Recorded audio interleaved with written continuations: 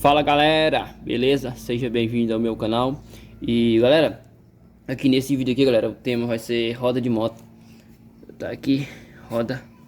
Porque muitas vezes as pessoas, né, vê a roda da moto estralando, galera, e pensa que é o rolamento, quando de fato não é o rolamento, viu? E aqui nesse vídeo aqui vai ser um vídeo muito rápido e objetivo, viu? Tá aqui, ó, galera. Tá aqui os rolamentos. Muitas pessoas trocam esse isolamento, trocam os dois rolamentos, pensando que o estralo vem do isolamento, quando de fato o estralo não vem do isolamento. E sim, galera, dessa bucha aqui, ó. Esse aqui é o separador que separa os dois rolamentos. Aqui um rolamento pega de um lado, outro do outro. E se ela tiver grande, galera, ó, o isolamento fica assim dentro do cubo, ó. Aí estrala, a roda estrala, galera. Estrala bastante.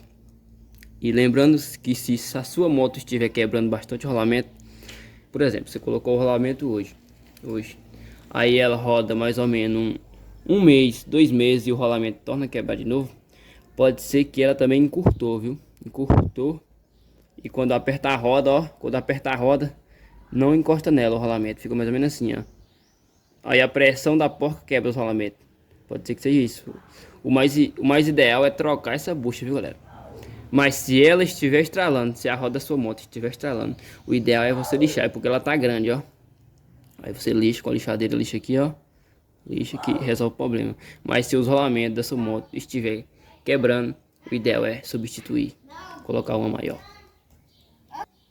Então, galera, esse foi o vídeo. Espero ter ajudado vocês. E se você não é inscrito, se inscreve no canal. Deixa o like, compartilha com a galera.